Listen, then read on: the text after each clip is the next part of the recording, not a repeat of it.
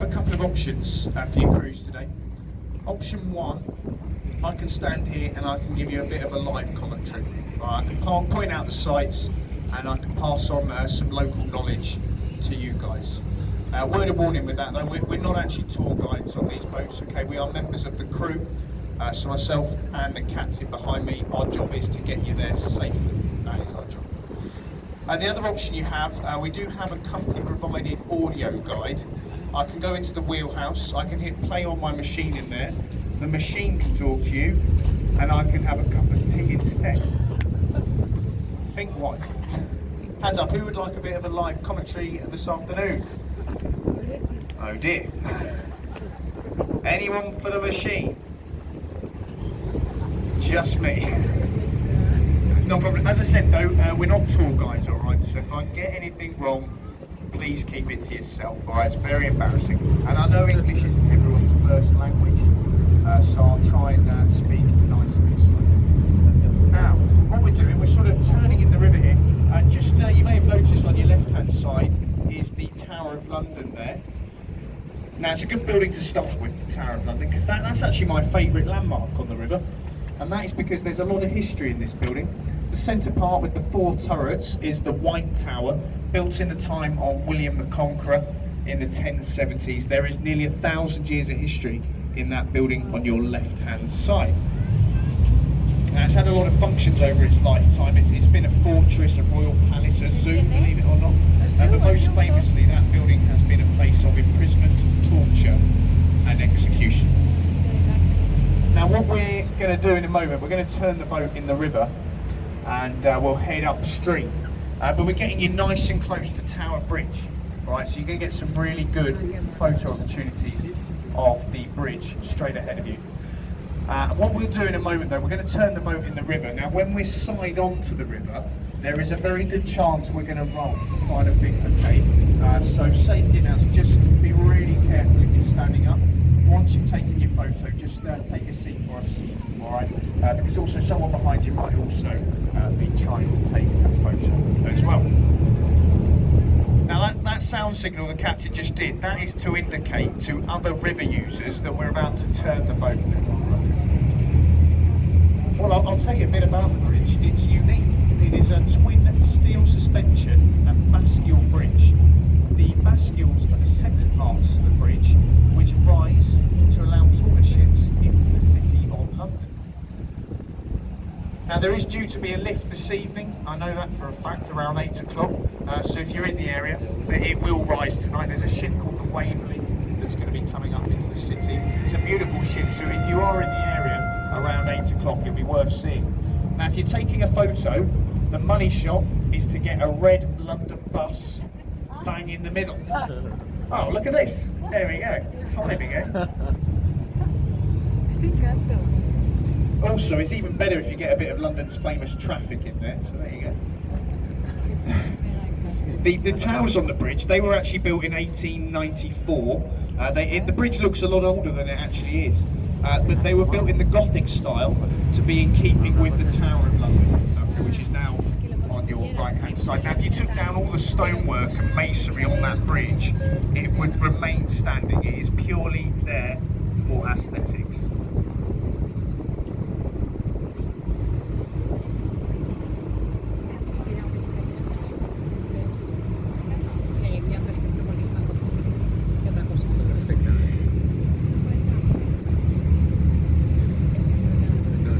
So we're now heading in the right direction for Westminster, which is good, isn't it? And should we point out on the left-hand side? There you go, the HMS Belfast. You can see a warship there on your left. Now, the Belfast was constructed in the same shipyard that the Titanic was built in Belfast, Northern Ireland. She's got 6 guns forward, 6 guns aft. They are capable of firing shells, 14 land bombs. She fired some of the first shots during the D-Day landings in Normandy during the Second World War. Later went on to become the flagship for the United Nations during the Korean War campaign. Now, she's actually a museum today. If you're into your naval history, it's well worth a visit, so you can explore 9 decks of the vessel. And they've got some really good interactive exhibitions as well. So that's HMS Belfast view on your right-hand side is the City of London skyline. Now in London, we like to give our buildings nicknames, especially our skyscrapers. So I'll point a few of them out to you. The one just poking up, you can just see the top of it there. That's called the Gherkin. The pointy one is known as the Scalpel. The one in the middle is the Cheese Grater. This one nearest to us though, that you can see with the crane at the top there, that is the Walkie-Talkie. There you go, can you see the resemblance? Yeah. Now, its official name is 20 Fenchurch Street, and if you look at the top, you can see some people up there right now. There is a sky garden up there. Now, it is totally free to go up there. Alright, so you get great views of the city, not as good as on the river, of course, but that's a little tip for you. If you're looking for a view of the city, check out the sky garden. Now, one more skyscraper for you, this time on the left-hand side of the boat. That's the Shard of Glass. It is Western Europe's tallest building. It stands at just over 1,000 feet tall, 307 metres to be precise. Now the architect for the Shard was an Italian man called Renzo Piano. When he finished the project, the owners were so happy with his work, they offered him £1 million as a bonus. He turned that down. He took the penthouse apartment instead. 2 years later, he sold that apartment to will.i.am for £38 million. Well done, Renzo. We're delighted for you. Now on our way up, we're going to go under a lot of bridges. The first bridge we're going to go underneath is the most famous of all, even more famous than Tower Bridge. This is the one that keeps falling down. This, folks, is London Bridge. If you don't believe me, they've written it on the side there. There you go. Now, several bridges have spanned this section of the river. The first to build a bridge here were the Romans over 2,000 years ago. The previous bridge to this one was simply in the mud. It was taken down brick by brick. In the 1960s, it was sold to an American billionaire. He shipped it over to the States and reconstructed it across Lake Havasu in Arizona. So you can see the previous London Bridge in the United States of America. The next bridge is Cannon Street Railway Bridge. Now, if you look to the right of the bridge, you can see Cannon Street Station. It's the building with the two water towers there. It's a beautiful old Victorian station. Now, it used to have a lovely glass roof across the top of the station there, but during the Second World War, London was getting heavily bombed, and they were worried the station would get bombed. So they took the glass roof down. They stored it in a warehouse in Kent, in the southeast of England, for safekeeping. Now, if you look at the building, you'll see it's perfectly intact. It didn't get bombed. The warehouse in Kent did, though. We lost that glass roof. They never replaced it either. Never mind, eh? They built some stupid modern thing instead. There we go. Just underneath the bridge, you see that glass box there on the right? That's a health and relaxation spa in there. Yeah, so sometimes we get to see some semi-naked people as we go past. There you go. So we're going under Cannon Street Railway Bridge. When we come out the other side, take a look on your left and you'll see a pub on your left hand side. It's called the Anchor, it's got the red windows and it's already rather busy in there. That's because it's a lovely pub. Just on your left. Now, the Anchor is one of the oldest pubs on the Thames. There's been a tavern there for over 400 years. There's a lot of history in that pub. It's believed Shakespeare and his actors used to change in there before and after performances at the old Rose and Globe theatres. It is also where Samuel Pepys, the famous diarist, wrote his diaries of the Great Fire of London in 1666. And it is also where you'll find me and the captain at about 8 o'clock this evening. That is just for research purposes though, for these guides of course, and we do have to put our research in. Sometimes we do so much research at the Anchor, we actually forget the next day what we researched the night before. We just have to go again. Now, I said earlier about giving nicknames to our tall buildings. I've got another one for you.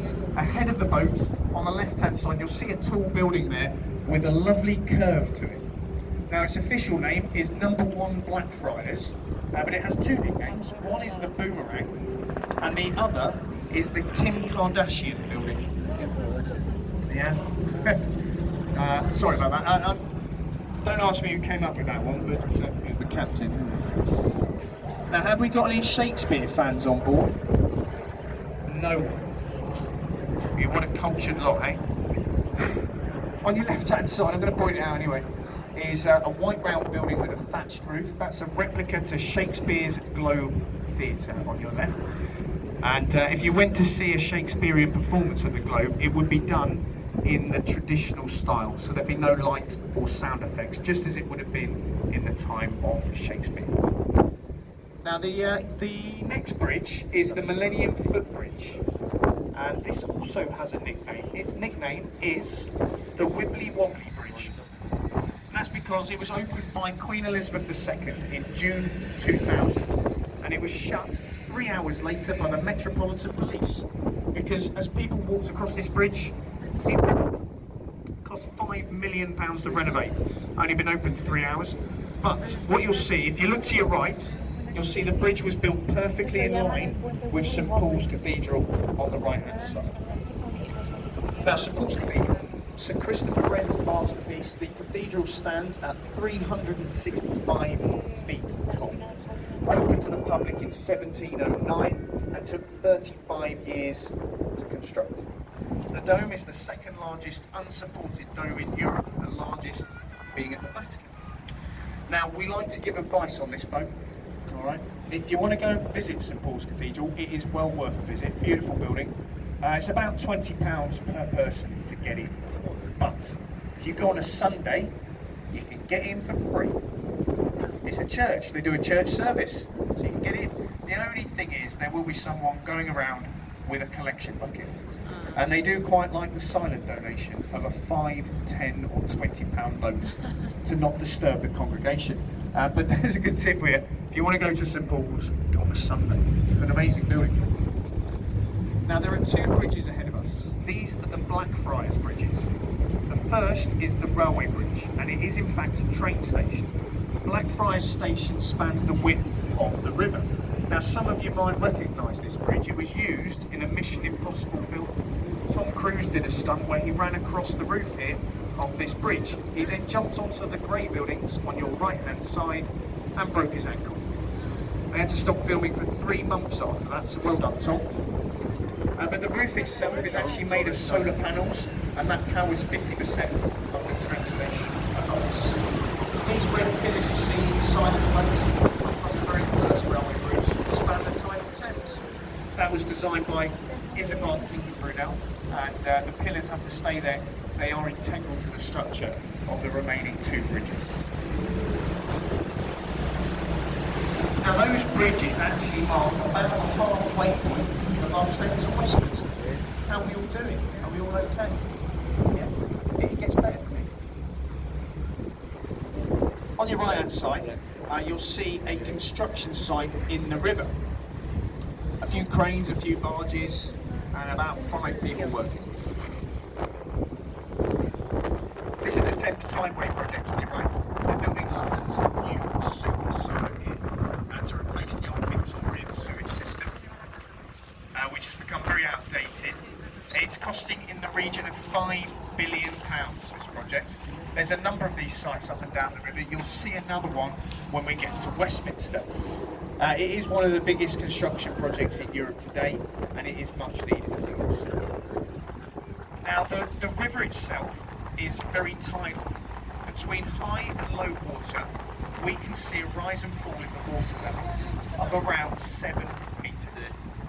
We are currently experiencing an incoming flood tide, so we have had low water, we're heading towards high water at the moment. If you look at the wall on the right hand side, you'll see a dark line towards the top of the wall. That's your high water mark. So we're not too far from high water at the moment. Now whilst you're looking at the wall on the right, can everyone see the green lions' heads underneath the lampposts? Yeah? Well, they were put in place as a flood defence warning system. So when the water got up to the lions' heads, the local authorities would ask businesses to shut because London was at risk of flooding. Occasionally it did before we had the tide barrier in place. But there are some sayings that help us remember these green lions' heads. I'll give it a go, okay? See if you can catch on with this one. When the lions are drinking, London is sinking. When the water gets to the lions' mains, London is going down the drains. And when the lions' heads are fully ducked, London is well and truly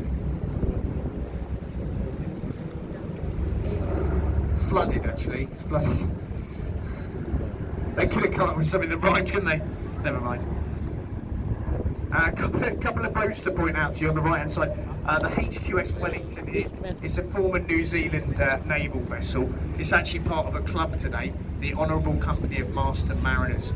To be a member of that club, you must have served at sea as a merchant navy captain. Now, I've actually been on that boat, and I can confirm it is just a drinking club. But there you go. Now, my next boat to point out, still on your right-hand side, is this black and white vessel here. It's called the St Catherine. Now, this used to be the Royal Barge. So whenever a member of the royal family travelled on the River Thames, they go on that boat there on your right-hand side. Now, they have a new boat today. It's called the Gloriana. But they do keep that one for certain occasions, for when Harry's back in town. That's because it's the spare. I'm glad some people got that one. Sorry about that. Now, on your right-hand side, just behind the trees here, you'll see a white building with a green dome in the middle. This is called Somerset House, a palace on the river. And it used to, well, it was built in 1547 by the Duke of Somerset. Unfortunately for him, he was actually executed 5 years after its construction for treason in the tower. And the palace was handed over to the crown. Now, if you look the other side of the road, you can see an archway in the palace on your right-hand side there. Now, the river used to flow through that. The River Thames used to be a lot wider than you see it today. And we've reclaimed a lot of land into the river. Now, there's a road just the other side of Somerset House, up there, up the road there on the right-hand side, called the Strand. Some of you might have heard of the Strand. It's a very famous road here in London. And Strand in Old English means beach or shoreside. So the river used to extend all the way up to the road on your right-hand side. You can just about see it up there if you look to the buildings in the distance. Now, you can find old paintings of the River Thames where it used to freeze over in the winter because when the river was wider, the currents were a lot less than you see them today. So if we had a particularly cold winter, it would actually freeze over. And now, just on your right-hand side, you can see this white building here. It's got a green roof there on your right. This is the riverside entrance to the Savoy Hotel. That is a very famous luxury hotel here in London. You probably all knew that, though. I assume you're all staying there tonight. No? Yeah. It's about £1,000, your cheapest room at the Savoy. Probably just get you in the basement, though, to be honest. The Royal Suite will set you back over £20,000 for a one-night stay. Still on your right-hand side, just on the embankment wall, you can see this Egyptian obelisk on your right. Now, that's called Cleopatra's Needle. It was donated to England by a grateful Egyptian viceroy. That was after our victory over Napoleon at the Battle of the Nile. It's actually the oldest thing you'll see in London today. It dates back over 3,500 years, so it's older than the City of London itself. Now, they're always built in pairs, and their sister can actually be found in Central Park, New York.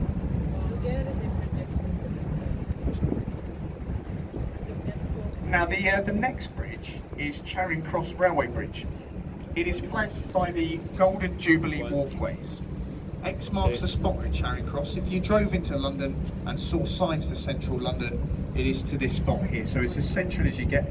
And it's also the only part of the river where we will go under a railway line, and we're going to go over one as well, because the Northern Line and Bakerloo Underground lines run right under this bridge here.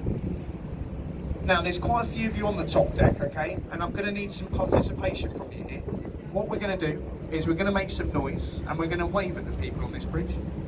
All right, make sure they wave back, because this is important. I'll explain why in a minute. Here we go. Hello, folks. Hello, sir. How are you? Good afternoon. There we are. Lovely job. Now, we can do better than that. There is another bridge, all right? As I said, this is important. All right, here we go. Okay, folks, here we go. Make some noise. Here we are. There we are. Hello, guys. Give us a wave. There we are. Now, as I said, that is important because if they're waving back at you, their hands are occupied and they won't throw anything at the boat. All right. But don't be too offended. If there was someone up there that didn't wave back at you, it just means they are from London and they are miserable. Alright, so don't be too upset. Now on your left hand side is the London Eye. The London Eye was actually opened by British Airways as part of the Millennium celebrations back in the year 2000. Now it was a short-term project. It was only supposed to be there for 5 years. But as you can see, it is still there, and there is a very good reason for this. It makes a lot of money. In fact, on a good day, it can make about £250,000 in profit. So you can see why they kept it. There are 32 pods on board, not a random number. That's to represent the 32 boroughs of London. Now on a clear day at the top, you are said to be able to see all 32 boroughs. So it is said to be the eye that oversees London. Now when it was finished, it was the largest Ferris wheel in the world, but a lot of other cities have followed suit, and it's about 5th on the list now. It is a very popular place for young couples to get engaged for proposals. It comes second to the Eiffel Tower in Paris. But you want to be pretty confident they're going to say yes, because it would be a long, slow descent if they don't. So I think it'd be a bit awkward, to be honest. You can actually get married in these pods as well now. They do a ceremony that lasts 30 minutes. You can have 20 people, and they'll stop the London Eye at the top for a whole minute whilst you say your I do's. Very romantic, but we don't recommend it. Marriage, of course, that is. It's a dreadful idea. Now, just next to the London Eye, that's County Hall, that white building there. And that used to be home to the Mayor of London in there. But you can see there are more important things in this building today. Shrek's Adventure being one of them. You've also got the London Dungeons there as well. But you see a lot of people walking around on your left-hand side. That is the South Bank. Now you can walk from here back down to Tower Bridge. It would take about an hour, hour and a half to walk the whole way.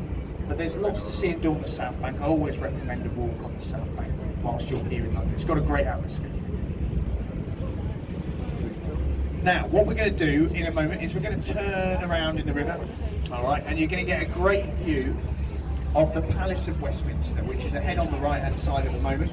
But as I said, we're going to swing round, so you get many angles of it. And like I said earlier, guys, when we turn the boat, please be very careful if you are standing up, because we are likely to roll, all right? So once you've taken your photo, just take your seats for us as well.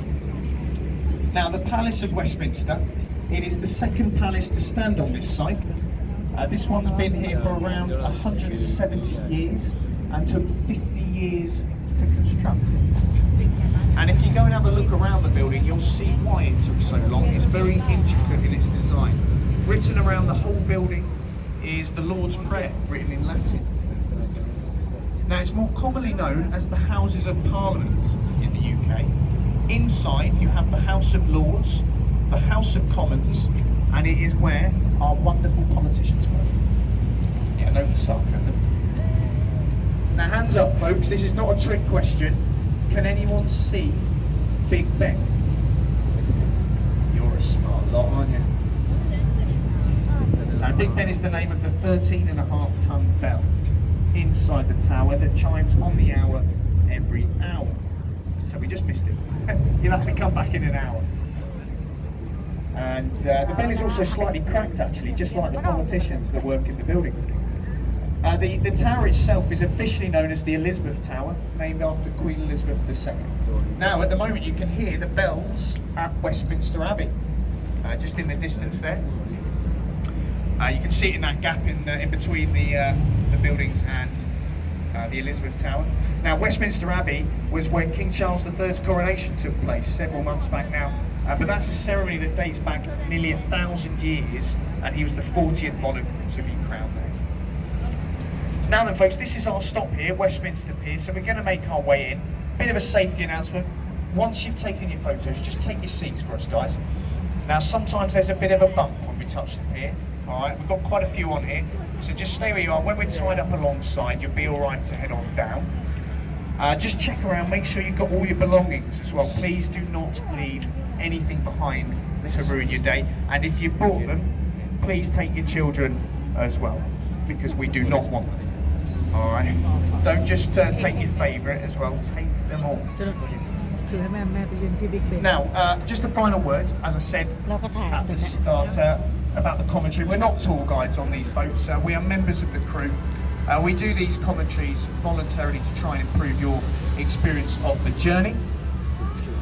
We don't put a price on the ticket, as clearly some people haven't understood a single word I've just said. Now, when you get down to the exit, I'll be down there to make sure you get off the boat nice and safely, all right, across the very dangerous gap. ฮะ Now, down there with me, I will have is the captain's silver champagne tip bucket. It won't have any champagne in it, unfortunately, today. But if you've enjoyed the few words I've said and you'd like to show your appreciation, you're welcome to throw a few bob in there. It's a bit of a tradition on the river. The crew pick up the mic and have a bit of a go. We do, of course, quite like silent donation. But don't worry, anything you put in our bucket, it doesn't go to waste, guys, all right? It goes back into the research we're going to do at the anchor this evening. It is vital research, but someone's got to do it. Someone's got to do it. But thank you very much for your kind attention. Thank you for joining us on the river as well today. We really appreciate you coming out on the Thames. I hope you've enjoyed it. Have a lovely time in London. Enjoy the sunshine, and we'll see you again very soon. Thanks for listening, guys. Thank you. Cheers. Thank you.